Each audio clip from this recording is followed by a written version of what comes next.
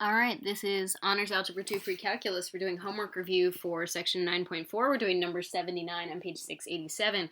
We are proving by induction that 3 plus 5 plus 7 plus plus 2n plus 1 equals, that whole sum equals n times the quantity n plus 2. As a side note, you're not allowed to do this because it would totally count as cheating, but we know this is true based on what we know about how we sum arithmetic sequences, right? If we're summing something arithmetic, and you can tell that the constant difference here is 2, right? So it's arithmetic. The sum of an arithmetic sequence is the first term plus the last term, right? Times the number of pairs, right? So like n over 2. So if you just, again, this is totally a cheat, but if you were to do the first term but the last plus the last term, you'd get a 2n plus 4. And then you're supposed to times that by an n over 2. Well, that definitely would simplify to an n times this n plus 2 because you could cancel the 2 out of the 2n plus 4. Again, that's not proving by induction. It's just a simple point that this actually does have overlap with 9.2 when we talked about arithmetic sequences. So now let's actually do the proof by induction. So first thing we do in a proof by induction is that we show that the first p sub 1 or s sub 1, whichever one you want, is true, right? Meaning that on the left-hand side, you're only going to have the term where n is 1, which is just a 3. And on the right-hand side, you're plugging in n is 1, which would be 1 times 1 plus 2. Sure enough, 3 equals 3, right?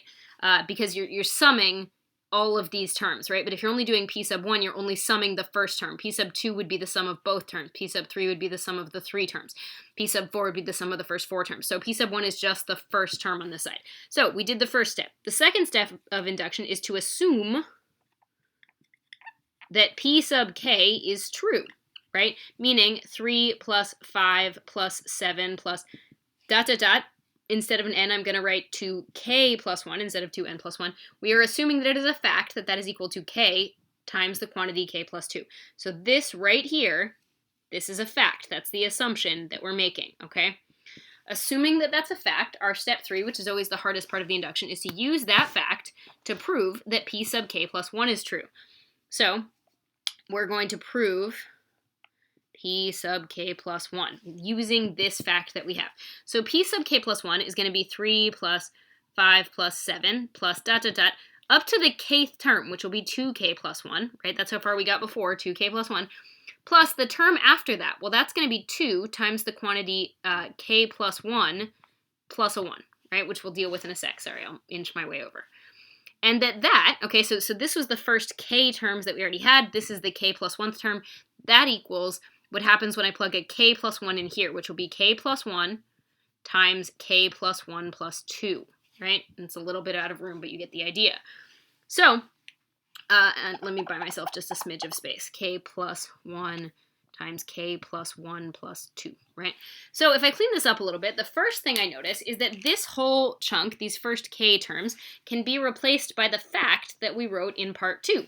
So I can replace this with a k times a k plus 2. And the only thing left after I do this is this plus, and then I'm going to go ahead and clean this up a little. If I distribute this 2, I get a 2k plus 2 plus a 1. So that's going to be a 2k plus 3, right? And we'll deal with that in a sec.